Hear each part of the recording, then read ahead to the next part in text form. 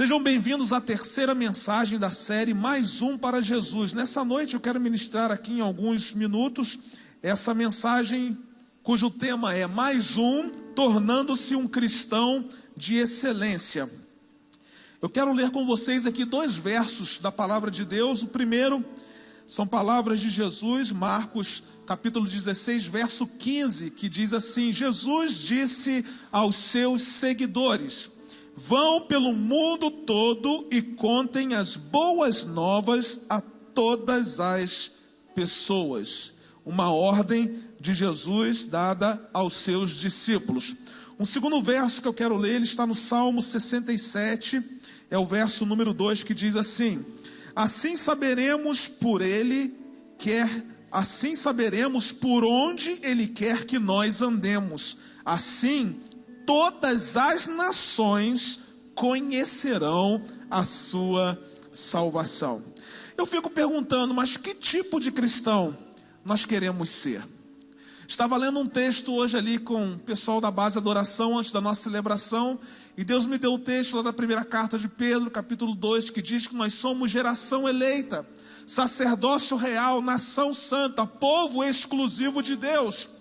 E nós não podemos deitar em cima dessa realidade. Nós não podemos descansar em cima do fato de que nós fomos escolhidos por Deus, de que nós fomos comprados por Deus com um alto preço de sangue, que somos um povo exclusivo de Deus. Sim, nós somos todas essas coisas, mas Deus nos fez tudo isso porque também nós temos uma missão. E Ele diz assim: vocês são esse povo, essa geração eleita, esse sacerdócio real, não é à toa. Não é para que vocês fiquem sentados nas cadeiras de uma igreja sem fazer nada, não é isso. Vocês são esse povo exclusivo meu, para que vocês possam anunciar as grandezas daquele que tirou vocês das trevas e trouxe vocês para a sua maravilhosa luz. E eu fiquei pensando, que tipo de crente eu quero ser? Que tipo de cristão eu quero ser? Que tipo de cristianismo eu quero viver? Na verdade, todos nós temos uma escolha a fazer. Ou nos tornamos crentes maduros, crentes de excelência, ou permanecemos crentes mundanos. Não há uma outra opção. Ou estamos engajados naquilo que Deus nos pediu para fazer, ou estamos sentados em cima só das promessas de Deus para a nossa vida e nunca nos deveres que Deus nos deu. Os cristãos mundanos, eles buscam principalmente a satisfação pessoal, só querem as bênçãos de Deus. Eles estão salvos, mas são egoístas. Adoram comparecer a reuniões de louvor e seminários edificantes, mas jamais você os achará em conferências sobre missões. Por quê? Porque não estão interessados em cumprir a sua missão de vida, a tarefa que Deus lhes deu. Suas orações se concentram em suas próprias necessidades, bênçãos, felicidade. É a fé do eu primeiro. Querem usar a palavra de Deus e querem usar Deus para os seus próprios propósitos, ao invés de serem usados por Deus para os propósitos dele. Pastor, e o cristão maduro? O cristão de excelência? Assim, os cristãos de excelência sabem que foram salvos para servir e foram feitos para uma missão. Que diferença? Salvos para servir e feitos para uma missão. São ávidos por receber uma missão pessoal e se entusiasmam com o privilégio de serem usados por Deus e não de usarem Deus. Os cristãos de excelência são as únicas pessoas totalmente vivas neste planeta. A sua alegria, confiança e entusiasmo contagiam. Por quê? Porque sabem que são relevantes.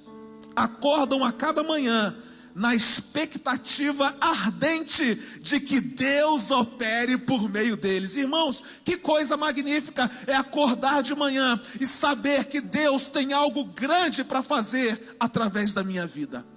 Essa é a diferença entre cristãos que são meninos na fé, e cristãos que são maduros, cristãos de excelência.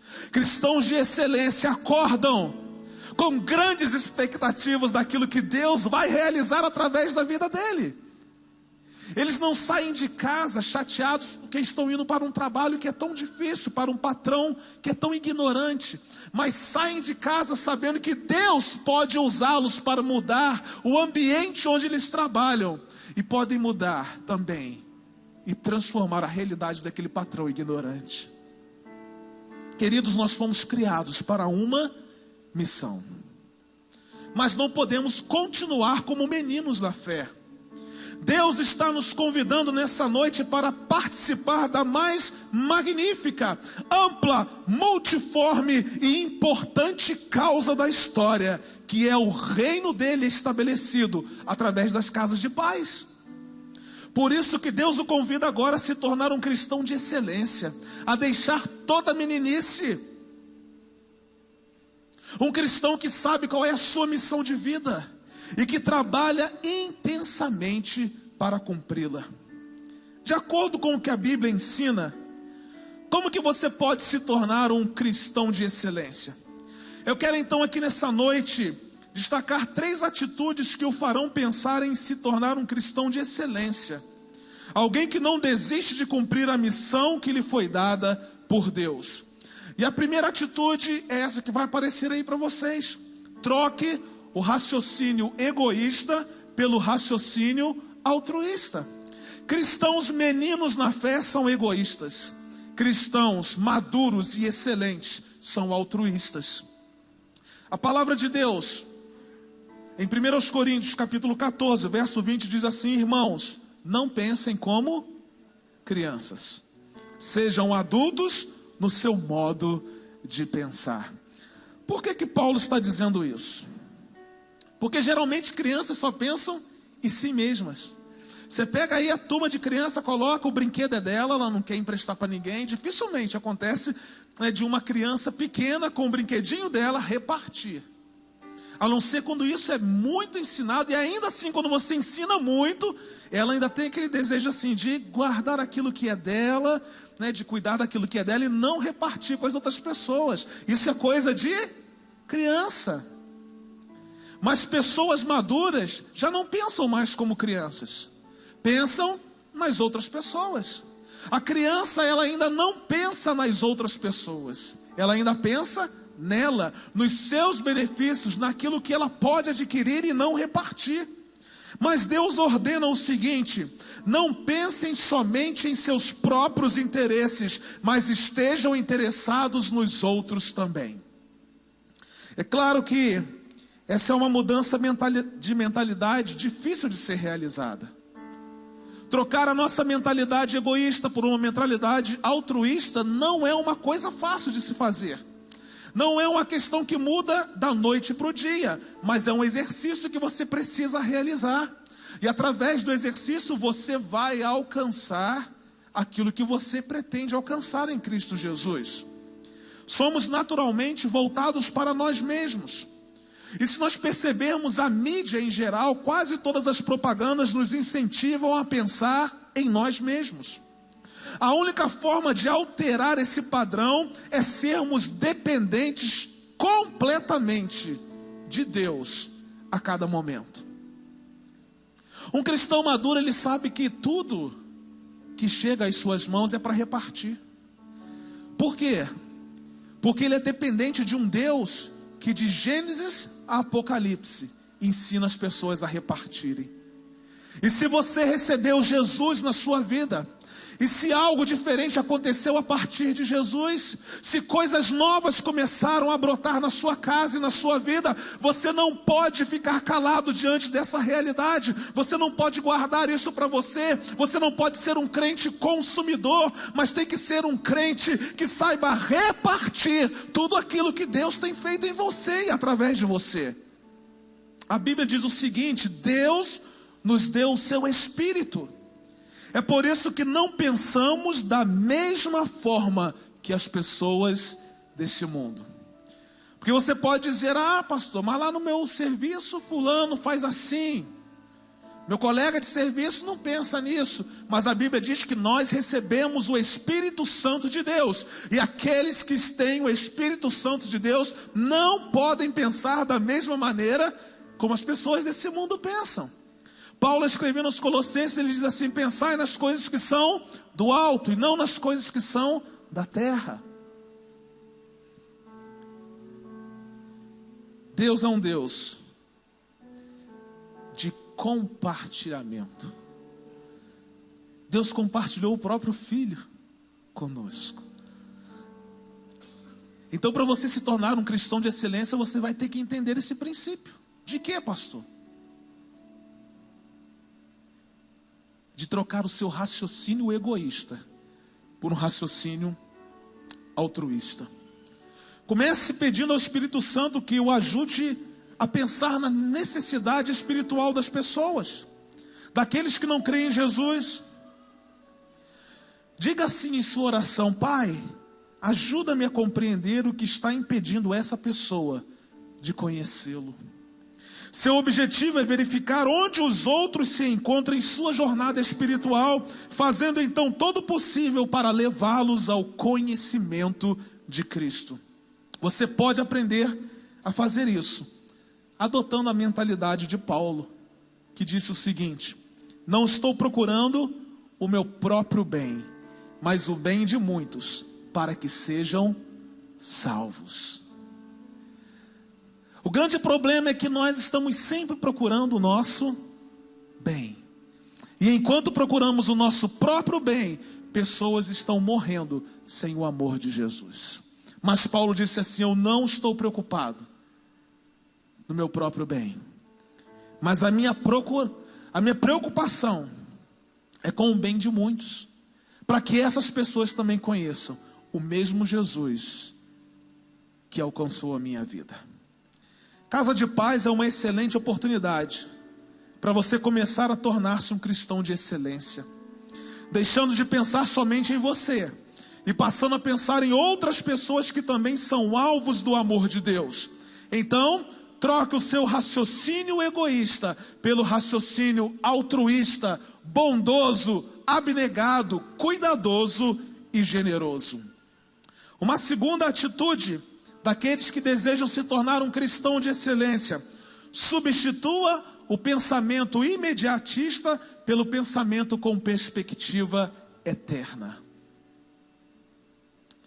Queridos, nós estamos lidando com a eternidade das pessoas. Isso deve mexer conosco.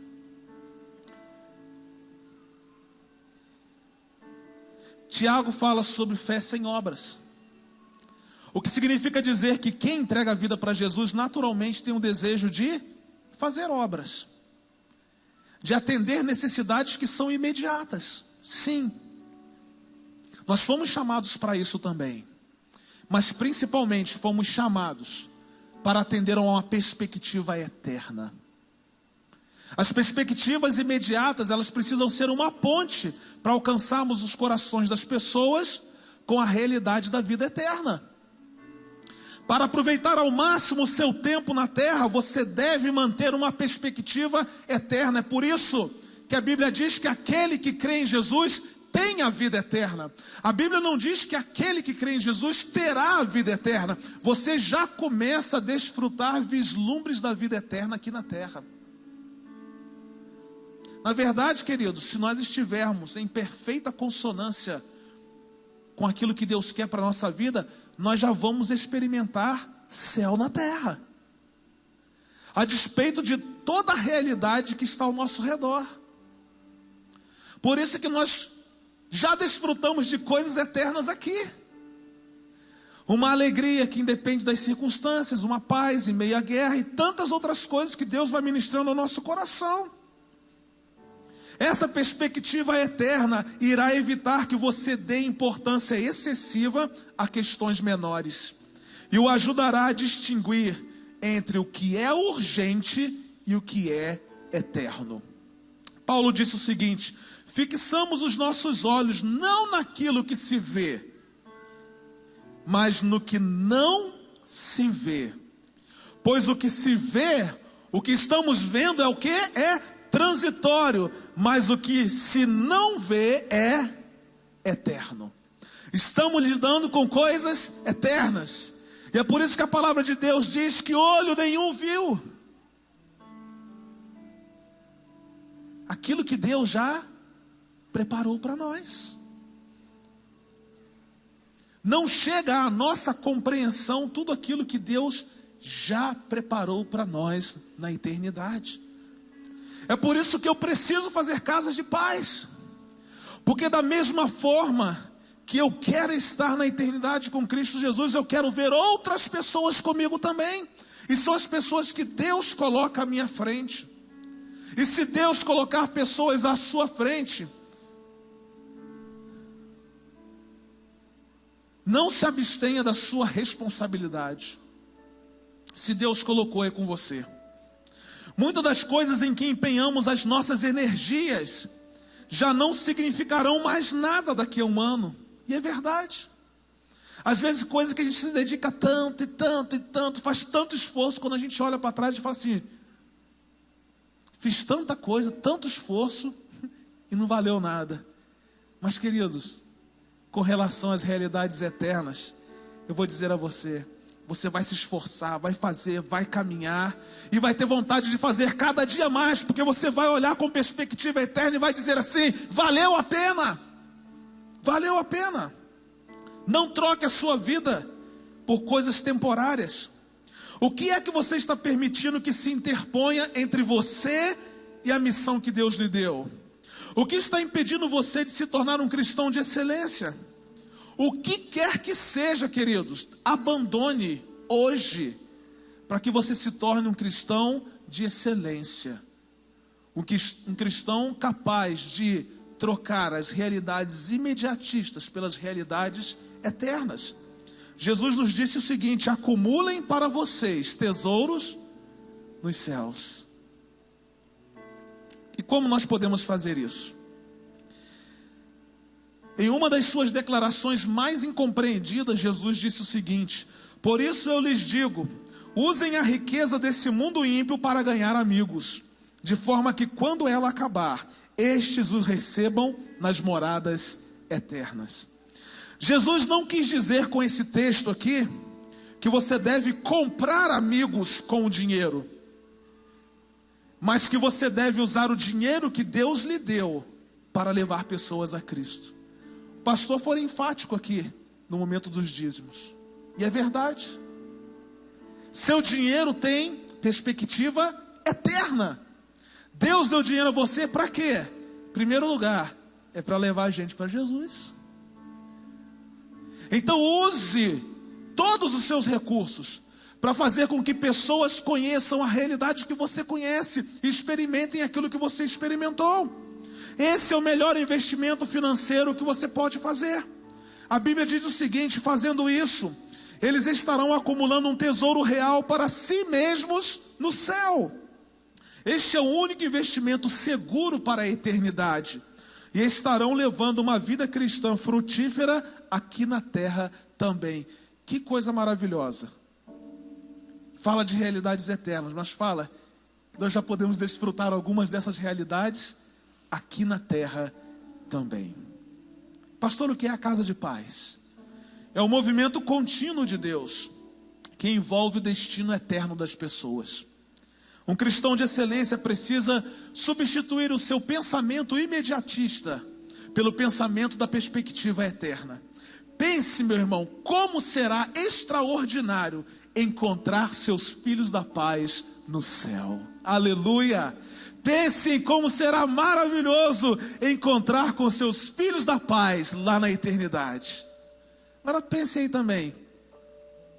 Não sei se vai ser triste, não tem realidade triste no céu. Mas chegar lá de mãos vazias é complicado, né? Quem chegou com você? Ninguém. Nem o pessoal que tocou comigo, pastor. Que luta.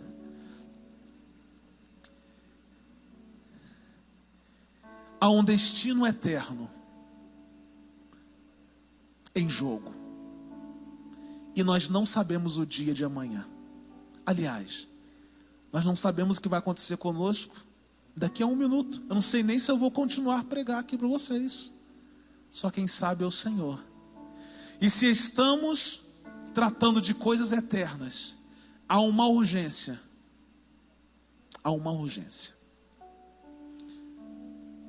O imediatismo que essa mensagem fala são coisas que não levam ninguém a lugar algum.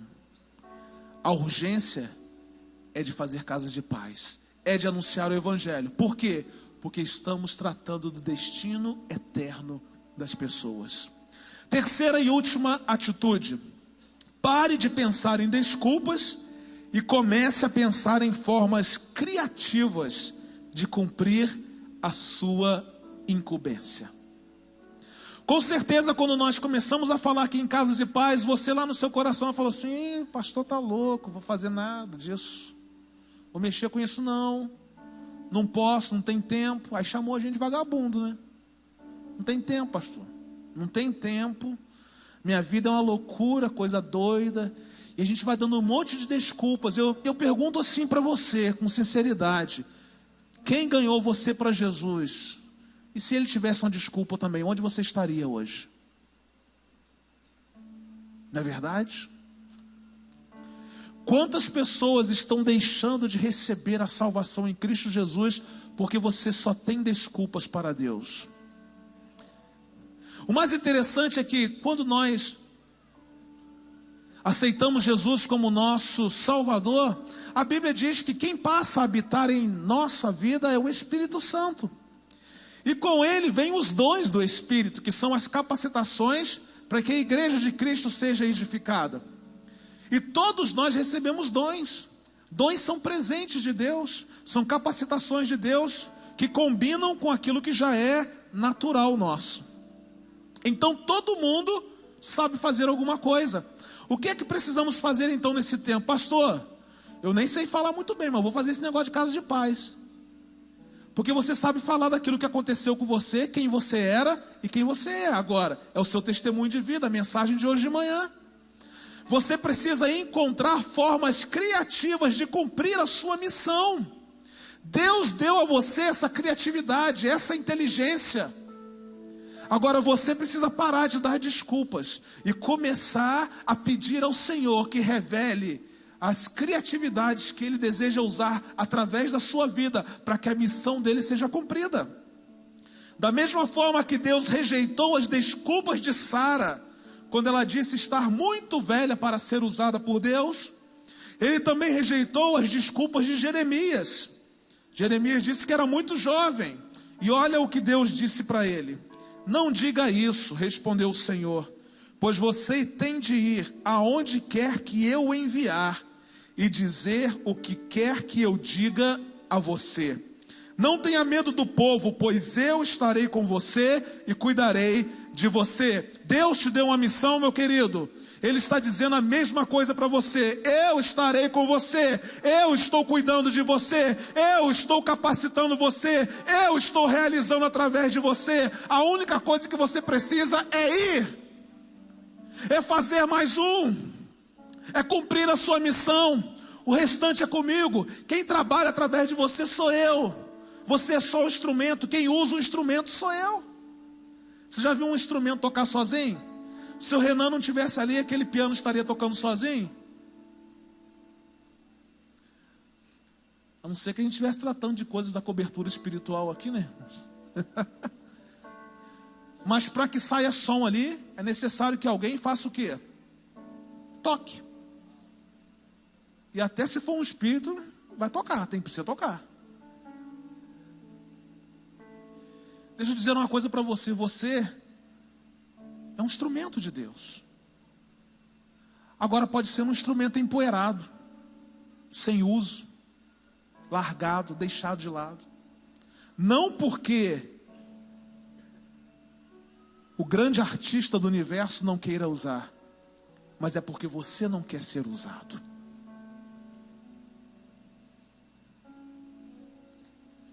Tem uma tecla quebrada aí em você? Deixa o artista do universo usá-lo assim mesmo. Ele aperfeiçoa, ele capacita. Qual a desculpa que você está dando para não fazer casas de paz? Qual a desculpa que você está dando para não cumprir a missão que Deus lhe deu?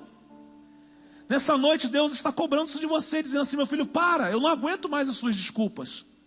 Você já viu quando você pede alguma coisa ao filho, ele dá sempre as mesmas desculpas. No dia seguinte você pede sempre as mesmas desculpas. Tem um dia que você cansa, tem um dia que você fala assim: acabou, não quero mais ouvir essas desculpas. Parece que Deus está falando isso com a gente hoje. Eu não quero mais ouvir essas desculpas.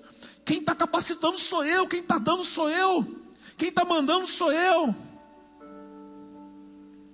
Meu irmão, limpe esse instrumento hoje. Deixa o Espírito Santo de Deus limpar esse instrumento hoje, para você ser uma labareda na vida das pessoas, um fogo que não se apaga.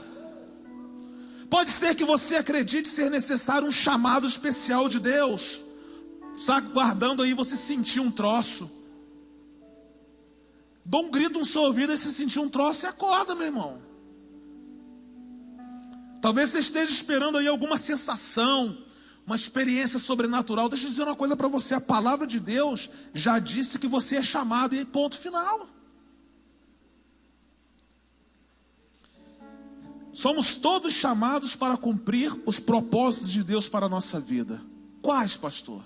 Adorar, ter comunhão, crescer semelhantes a Cristo, servir e sair em missão com Deus pelo mundo. Deus não quer usar apenas algumas pessoas, mas Ele quer usar todas as pessoas. Todas as pessoas. Isso inclui você que está aqui nessa noite. Somos todos chamados para participar de uma missão para Deus. Ele quer que toda a igreja leve todo o seu evangelho a todas as pessoas. Não há desculpas que o impeçam de cumprir a missão que Deus lhe deu. Não construa barreiras e nem coloque impedimentos para deixar de fazer o que Deus lhe ordenou que fizesse. Isso é coisa de criança. Um cristão maduro, que vive na perspectiva da excelência de Deus, ele não pensa em desculpas, mas ele descobre formas criativas de cumprir a sua missão de vida. Em suma, todos nós somos capacitados por Deus para semearmos a sua paz no coração das pessoas. Há uma frase que dizem por aí e que eu não concordo: Deus não escolhe os capacitados,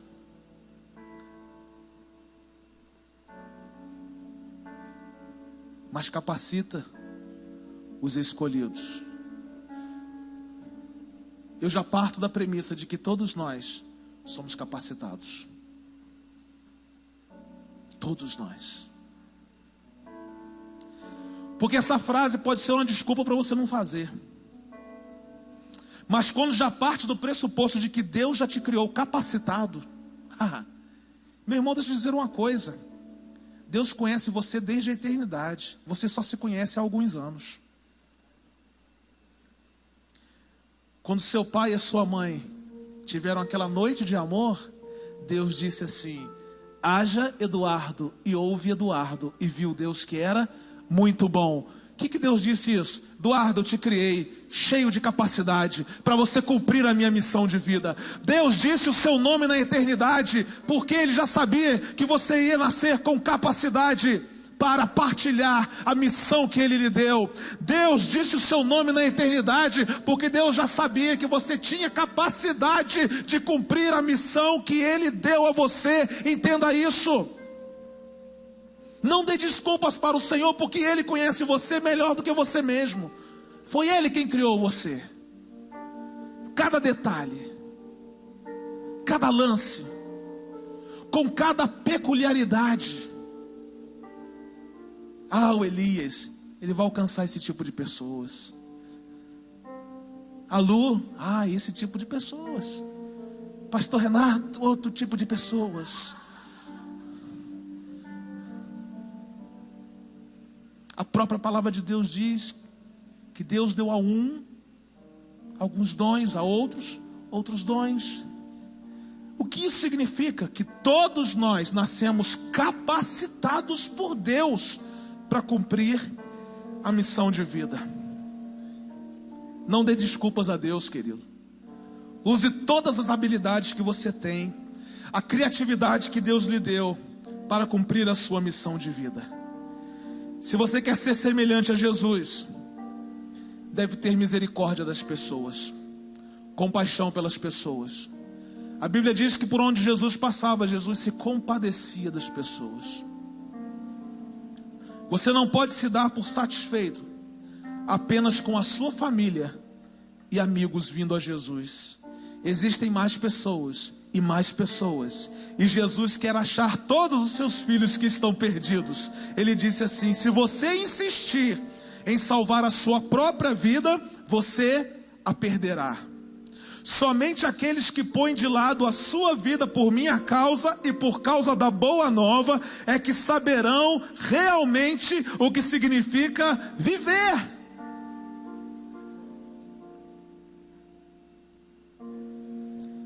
Deus o chama hoje para ser um semeador da paz, a se envolver com um projeto de paz.